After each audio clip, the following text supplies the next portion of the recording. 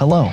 In this video, you will learn about the large and luxurious car Chrysler Imperial. Find out which model's production was a big commercial failure and which designer removed the iconic rear fins. Let's begin.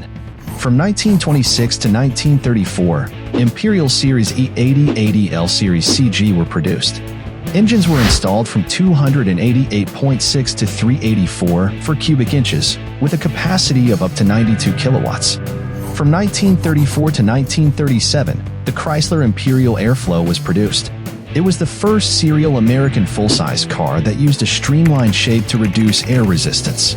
But this fundamental design change turned out to be one of the biggest commercial failures in automotive history. People did not like its appearance. It took a long time to get used to the car. At the height of the Great Depression, the car seemed too progressive for many customers and was too different from everything that had gone before. Airflow design elements were adopted by other brands, for example Volvo PV36, Peugeot 402, Toyota AA.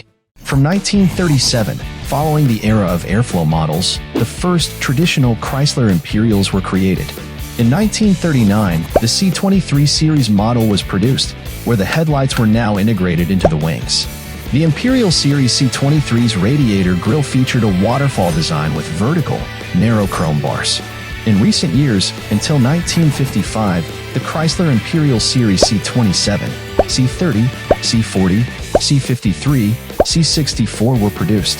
The engines were 324 and 331 cubic inches, with power up to 173 kilowatts. In 1955, Imperial became a separate brand within the Chrysler Group. Imperial was a prestigious brand of the American automobile group Chrysler. Car designer until 1961 was Virgil Max Exner. The first generation Imperial was produced from 1955 to 1956. The 1955 Imperial is considered the first American car to feature disc brakes as standard, and this is Imperial's PowerFlight push-button transmission for 1956 models. The second generation Imperial was produced from 1957 to 1963. During this time, the design changed annually and each new model year brought technical innovations. But the individual chassis and basic body structure have remained virtually unchanged over the years. Before 1961, rear fins grew to record levels. In 1961, Virgil Max Exner left Chrysler Group. Its successor Elwood Engle, who designed the Lincoln Continental, revised the Imperials for 1962 and 1963 and removed the rear fins entirely. Lighting fixtures have been integrated into the rear fenders. From 1964 to 1966, the third generation was produced. These cars were equipped with 408 and 440 cubic inches V8 engines. This model generation featured the first independent bodywork for Imperials that did not share the same parts with other Chrysler Group models. The fourth generation was produced from 1967 to 1968. The Imperials were powered by a 440 cubic inches V8 engine that produced 350 horsepower as standard. With this generation, Imperial was the last Chrysler brand to abandon the separate frame used since 1955 and move to a self-supporting body. From 1969 to 1973, the fifth generation Imperial was produced. Chrysler's new styling for 1969 is described by the term fuselage styling, the look of an airplane body. The 1969 Imperial had the car's barrel-shaped, rounded sides. For the first time, the headlights were hidden behind electric valves, so that the radiator grille visually occupied the entire width of the car. The rear side marker lights were shaped like a crest with an eagle on it. The sixth generation Imperial was produced from 1974 to 1975.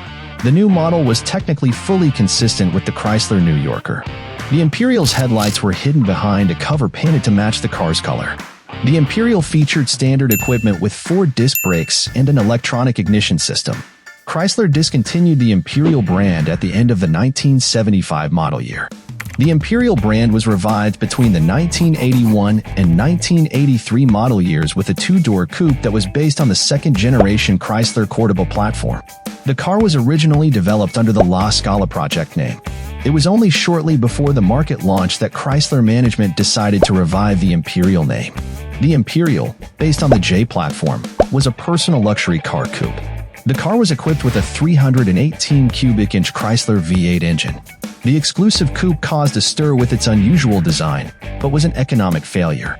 Only 12,300 examples were built. Between 1990 and 1993, Chrysler again produced models called the Chrysler Imperial. 1990 saw a revival of the Imperial as a high-end sedan in Chrysler's lineup to replace the dated Fifth Avenue. The 1990s Chrysler Imperial had full-width taillights. The car was equipped with 318 and 232 cubic inches V6 engines. All 7th-generation Imperials were covered by Chrysler's market-leading Crystal Key Owner Care program, which included a 5-year or 50,000-mile limited warranty and a 7-year or 70,000-mile powertrain warranty. A 24-hour toll-free customer service hotline was also provided. The Chrysler Imperial generation was discontinued after the 1993 model year. In this video, you learned about the generations of Chrysler Imperial. If you liked the video, like it, subscribe to the channel, watch my other videos. Bye.